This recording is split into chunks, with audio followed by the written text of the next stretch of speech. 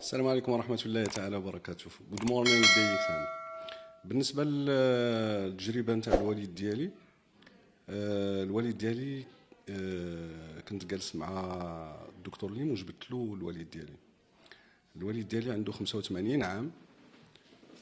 كان عنده السكر 3 غرام ونص، كان عنده الكوليسترول، لا طونسيون، البروستات كانت كتحرقو، ما كانش كينعس بالليل، وكانت عنده اون انسوفيزونس رينال، كان عنده فشل كلوي.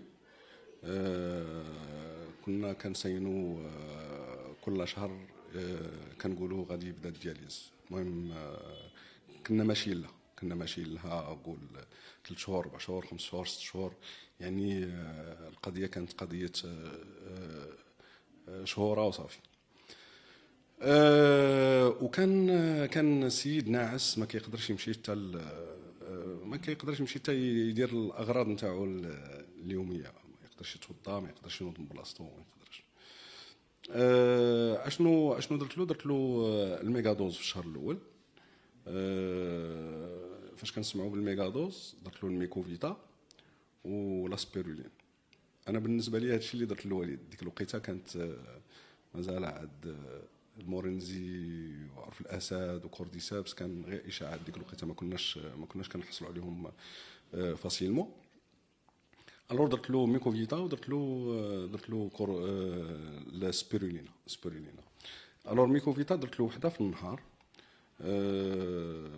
لمده شهر، والاسبيرولين كان كيدير 10 في الصباح و10 في 12 و10 في العشيه.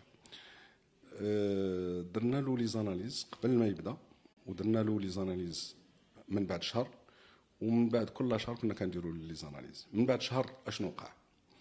السكر من 3.5 غرام هبط ل 0.90. الكوليسترول، لا طونسيون، البروستات باي. بالنسبه للفشل الكلوي تحسنوا الكلاوي ديالو ب 40%، والسيد ولا اوتونوم، ولا كيدواش، ولا كيتوضا، ولا كيصلي، ولا كيخرج يتشمس شويه. الحمد لله. الفطر الريشي نعمه من عند الله سبحانه وتعالى، كنشكر الله سبحانه وتعالى عليها. ودار الله سبب الدكتور ليم جابها وجابها لنا الله سبحانه وتعالى حتى المغرب. مع الفطر الريشي كانوا بزاف نتاع الامراض مستعصيه، وبزاف نتاع الامراض مزمنه، ولكن ما كاينش شي حاجه سميتها مزمنه، وما كاينش شي حاجه سميتها مستعصيه مع الله سبحانه وتعالى. ملي بدينا كان نتعاملوا مع الناس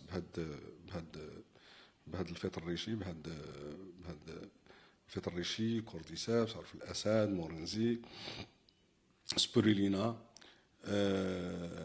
الكوليسترول، لا طونسيون، واللي انا كنقولوا غير الكوليسترول لا طونسيون، ما بقاش مرضي كرونيك، غير الكوليسترول لا طونسيون، يعني كاسيون دو كيلكو موا، 3 شهور، ما بين 3 شهور و6 شهور. ونطلبوا الله سبحانه وتعالى يوفق الجميع لما يحب ويرضى. السلام عليكم ورحمه الله تعالى وبركاته.